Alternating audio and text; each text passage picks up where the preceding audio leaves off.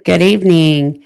Today we're going to talk about something that I am having to speak about more and more and more. I think it's a topic that is very hard for many people.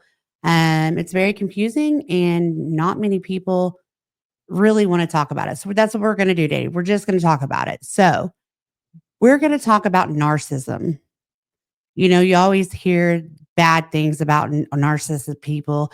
They're narcissistic. It's just something that we're hearing more and more of. And of course, we need to talk about it. And I honestly want to say that I think everybody has a narcissistic tendency, even if they think they don't. So, have you just ever wondered why some people seem to make everything about themselves? Everything that happens in life is about them.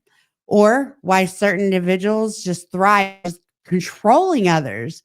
Like you would think that this 47-year-old man is this 32-year-old female wife of his, that he's her dad.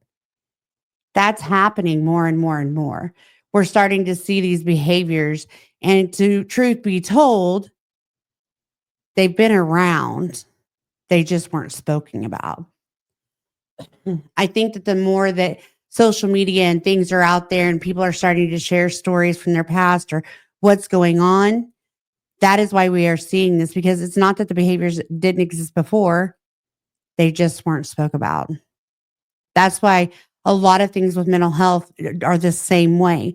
It's not that they're new, it's not that they're found, it's nothing like that. It's just that we are speaking more about them because we have platforms to speak about them on. We have people that are interested in engaged in wanting to engulf themselves in these situations, right? So let's talk about it. And today we're just going to kind of deep dive into the fascinating world of narcissism, what it is, why does it happen, and most importantly, how can we recognize this in our lives, right? We're going to also just kind of talk about how to work through this. If you are affected by somebody or know somebody that has narcissistic traits that you don't understand or you don't know what you can do. So let's go ahead and get into it. So, first of all, what is narcissism? I don't think there's one definition that can really explain it 100%. But I think that if you hear a generalized definition, you can take from that and run with it. So, narcissism is more than just being self centered, it's more than being vain.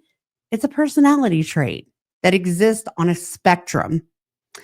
At its core, narcissism involves an inflated sense of importance, self importance, and a need for excessive attention and the lack of empathy for others.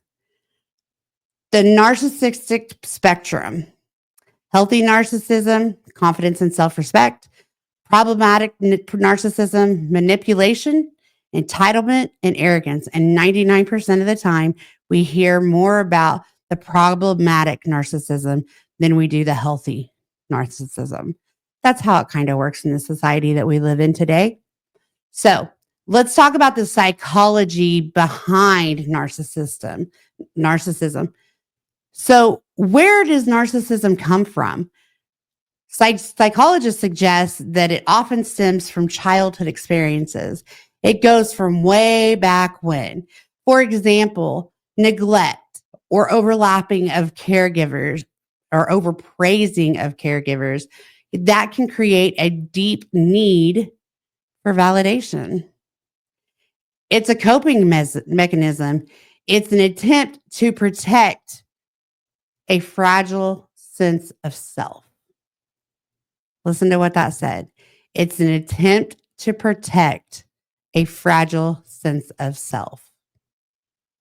So what that tells me is this is a person that is struggling with their own self, and they are doing all that they can to protect themselves from being vulnerable to the world.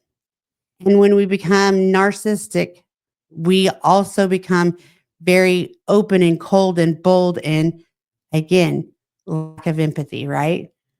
So let's talk about this a little bit more. I am sorry for my cough. I've been getting over some of the vid and just healing, so forgive me on that. But let's talk about narcissism and the types of narcissism. Did you know that there are different types of narcissism? Because for a long time, I didn't know that. I'm going to be honest, for a long time, I didn't really understand narcissism. And I thought it was just all bad. I didn't realize that there was some good thoughts of narcissism, I didn't think that, being praised and overpraised would create a narcissistic behavior. But what I found is that when I work with people that were only children, hello, I see that a lot, a lot. So there are 3 different types here that we're going to discuss. It's the grandiose, narcissism. That's the one that these individuals appear very confident and dominant. They thrive on that admiration and the power, right? Then you have the vulnerable narcissism. These are people that are more sensitive and can appear shy, but they crave validation just as much. I work with tons of those kinds of people as well. Then we have the malignant narcissism. This is the very dangerous type. Okay. This is going to be where we have narcissism, but we also have aggression and manipulative tendencies. This is where relationships become very hard and very volatile, and they don't end normally very well. Just don't, unfortunately. Right? A lot of fighting, a lot of arguing. And then you have, normally the other person in the relationship becomes very lonely, sad, depressed. They feel worthless. They get all these feelings. So then you have one person that's dealing with aggression and his narcissism or her narcissism, and you have the other person that's having to deal with the effects from their feelings. And it doesn't have to be just a spouse. I've seen this with kids, with parents. I've seen this with multiple people in multiple ages from young to old. It is something that is not discussed enough. And generally, when it's discussed with somebody that is narcissistic, guess what? That's not me. I don't have that. You're kidding, right?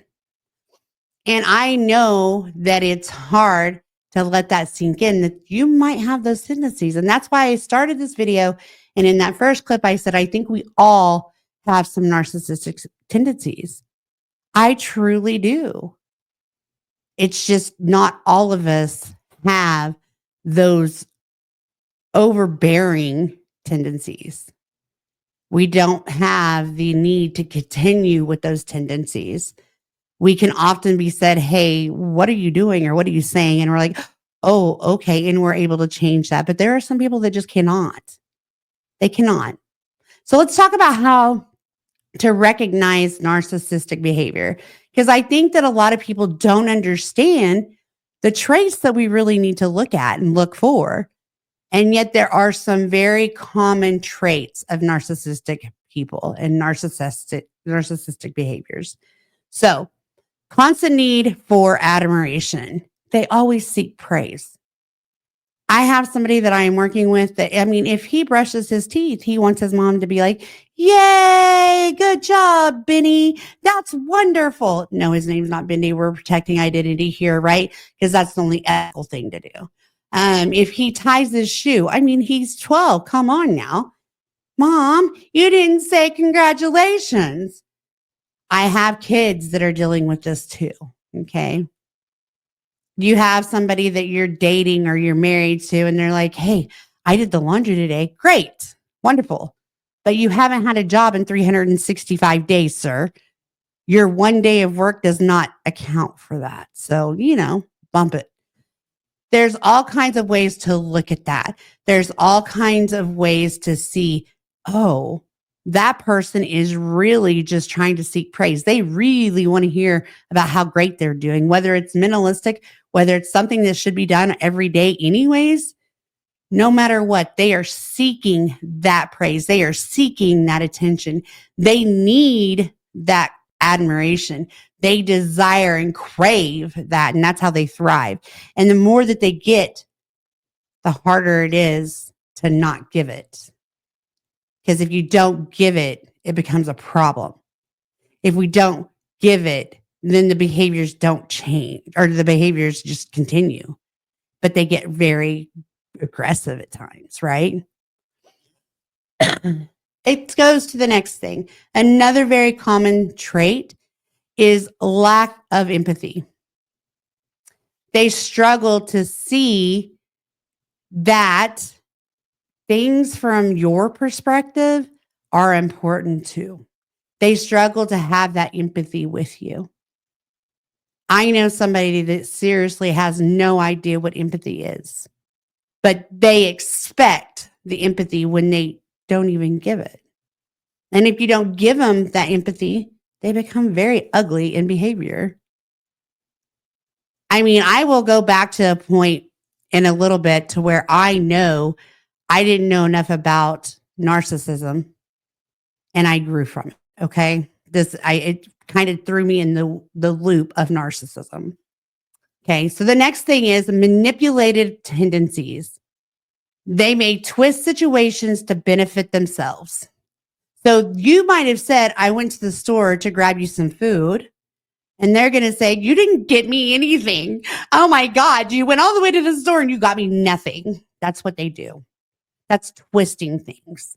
You might have said something in just general conversation at one point in your conversations, and they turn that around to make it be the worst situation ever. Very unhealthy. And what it is to the other person is what we call a mind F. And I'll let you figure out the F on your own, but it's a mind F from you can't even believe.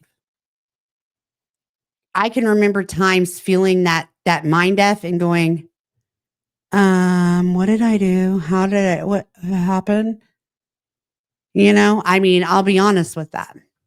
So then the next thing with that is the sense of entitlement. They believe that rules don't apply to them. They're better than everybody else. Well, of course they would believe that. And if you don't believe that they are better than everybody else, then that's a problem too. I'm going to kind of go back on a story about my own self. And I'm just going to be very honest, okay? So I grew up, and I can honestly tell you now that I look back, I grew up in a very narcissistic environment of some sorts. Not always all the time growing up, but there was multiple years throughout my life that I was surrounded by narcissistic behaviors, narcissistic tendencies. And how did it affect me? To be honest, I just let things just go through me. Like I would just take the information, put it in, hurt my emotions were just damaged, right? Well, when I got older and I got married for the first time, and this person was not narcissistic, it was really kind of nice. I didn't know what that life was about, especially with a significant other. And when I tell you this was not this man, like he would make sure every time I walked in the door, I had a drink to drink. He would make sure I never had to put gas in my gas tank. Like he was the total opposite from a narcissistic person. And so he made me believe that narcissism wasn't really real. Like, I'll be honest, like he made that happen. Even when he cheated on me at the end, he never was narcissistic about it.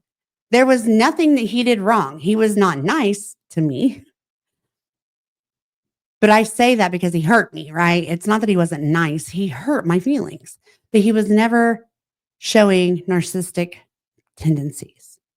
So I thought the world was cured, right? There was no more narcissism out there. Wrong.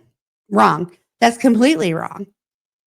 And from that moment on, dating was a joke. And I'm going to tell a story, and not many people know this. And if it's something that you haven't heard from me, just understand that we have to process things in our own times. And when it comes time for us to share our story, we share it. It's not that I don't love you or didn't want you to know. It's probably that I hadn't processed that at that time. But I was dating this guy, and I didn't date for a long time. It took me a long time to date after my marriage because I had a 5-year plan. I dang near met it. I think it was 4.5 years before I dated or something like that. It seemed like forever. Maybe it was 2 years. I don't know. But I met this guy at Frontier City. This guy was just woo, woo, woo, sweet, kind, lovable. He's there with his kids. It's 4th of July and he wants my number. Okay. Here you go. Now, mind you, I'm at 4th of July celebration at Frontier City with my son, my daughter, my ex-husband, my ex-sister-in-law, his new wife, um, her children, our son, just everybody. It's a whole shebang, nieces, nephews. That's how close that, like I never had animosity towards him after I healed through that. But so here we are. And he's like, Diane, be careful. And I'm like, whatever, I'm fine. I wasn't fine. I found myself in some very dangerous situations in that. I found myself with the most narcissistic person I've ever met in my life. And I know that I can tell you that there was drugs involved. And I think that is why I stayed with that guy for so long, because when drugs weren't involved, he was still narcissistic, but it wasn't as bad. I can tell you that he came to my house one night and he was staying the night. And at 11 o'clock at night, something happened. I don't know if he had done drugs before he came over or what, but I seriously was in my room asleep. And this man wakes up out of a dead cold sleep and says, "You stabbed me." What? It's 2 o'clock in the morning. I didn't stab anybody, dude. Well, come to find out, he's been up in the kitchen and he's got a knife in his hand and he stabbed himself. And then he starts to share how the reason that this happened is because I didn't give him what he wanted before I fell asleep. So it was my fault. It was my fault that this happened. It's my fault that he's having the psychosis. It's my fault that he's detoxing or high on drugs, whichever it may be. And it became very dark, very quick. It was very aggressive. It was very scary. It was very vulnerable to me. Like I thought I was going to die that night. I thought that I would never see my family again. I remember running out of my house with only the keys to my car. And I locked the doors behind me because he was not in the mindset to be able to unlock the doors. I didn't care if he blew my house up. I didn't care what he did. Just do not stab me as he's chasing me with a knife. And in that moment, I was so mad, so hurt, so confused, so just bottled up. And at that time, I realized how long I'd been living with this narcissistic date. This guy that I was just dating. I was living with the devil. And I didn't realize how bad it was. Right? Well, this happens and I get a hold of his grandmother because I find her on Facebook. I'm like, yo, your grandkid won't leave my house. I can't be in my house because he's chasing me with a knife all along, sitting at the window saying, you stabbed me. And I don't know what to do. And the narcissistic person that he is and the psychosis that he was in, why didn't I call the cops?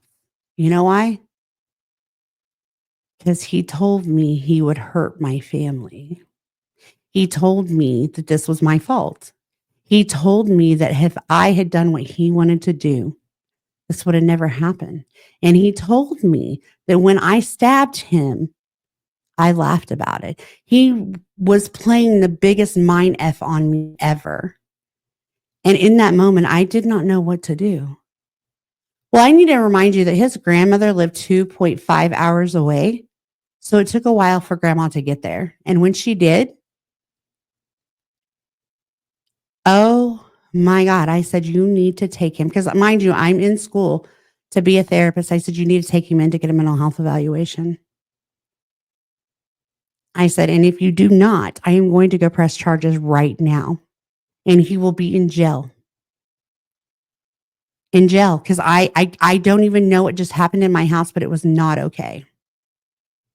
Now I need to back up and say I've already woke up to a gun to my head from this guy.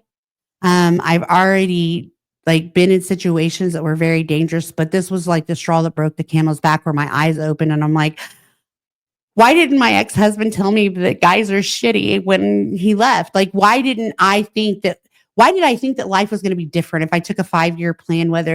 I don't know. I thought life was just grand because the man that I married was almost like perfection. Besides, he liked to cheat on me and he did all the fun things. While I maintained being a student and a wife and a mother.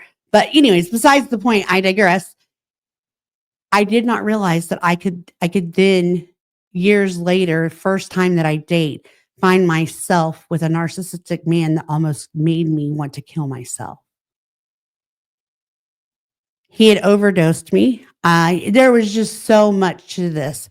And all it was is narcissistic behavior. His biggest one was the manipulation. His biggest one was wanting that attention, seeking that attention and being all this.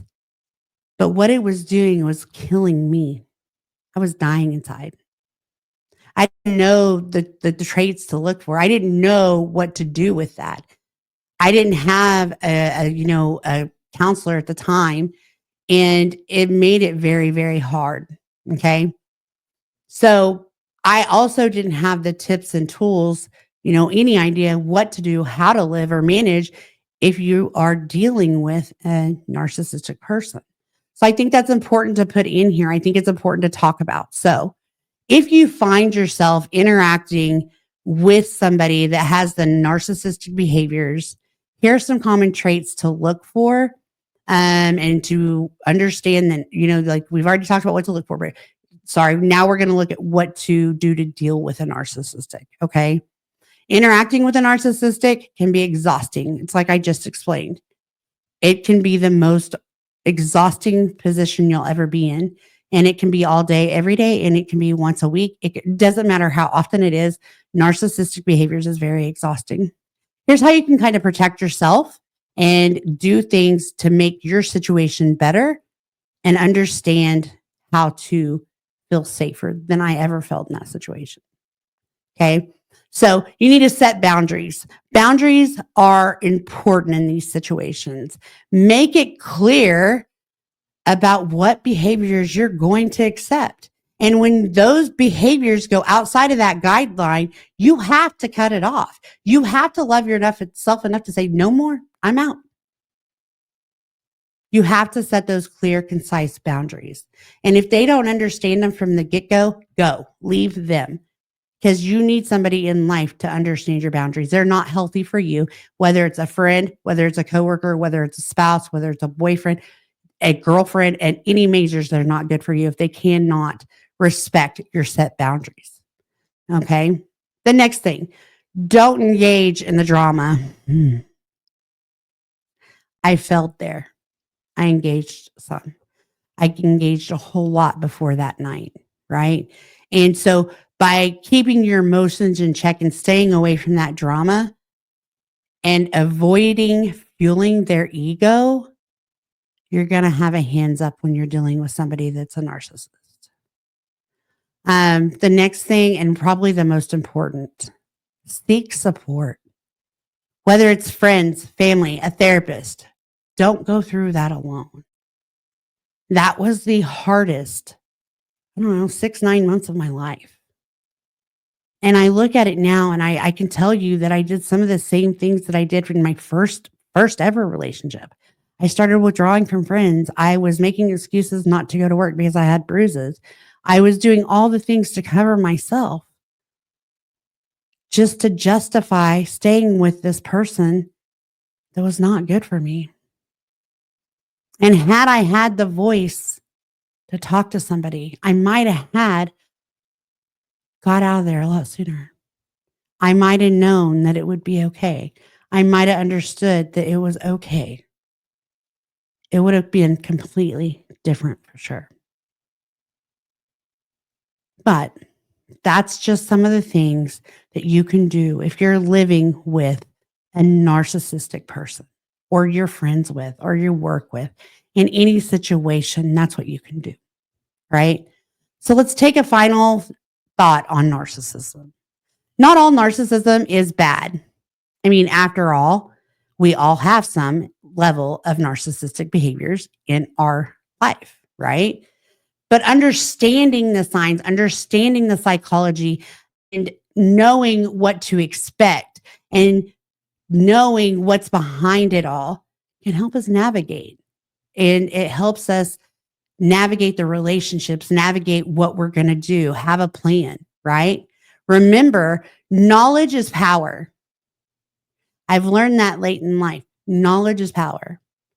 And by learning about narcissism, you're taking the first step towards a healthier interactions with a narcissist. And I think that that's important. I tell clients all the time, it's okay to be in that relationship. It's okay to be in that friendship. You don't have to end it, but you have to know what to do in that relationship. You have to know the signs to where you need to start putting yourself a priority. And at times you need to have a plan to get out. You've got to know your situation because you are the only person that can help yourself with that narcissistic person that you're around. And if you're the narcissist in the situation, I hope you hear what I'm saying. I hope that you hear how it affects others. And I want you to know as well, there is help out there. There are people that have worked through narcissism every day. It's not easy, but it's worth it. Find a therapist. Ask for help. Be honest with the situation and know that you're not alone because you're not. So if you're struggling with narcissism, whether it's yourself or whether it's somebody that's struggling with somebody that's narcissistic, remember that there's help and support out there. I want to thank you guys for watching. And if you found this video helpful, don't forget to like, share, and subscribe as always, but also talk about it. Let's talk about these situations. Let's talk about these topics because what happens is when we start engaging in that, people become aware. People come out of their shell. People start feeling understood. You're helping a community. Even if they don't respond, they're seeing it. So make sure that you drop them in the comments below. I'd love to hear from you guys. I'm here for you guys if ever I can get you in the right, direction if you're needing support. So always know that you can reach out. But for now, I'm going to close and say, please like, share, and subscribe, and I'll be back. Bye, guys.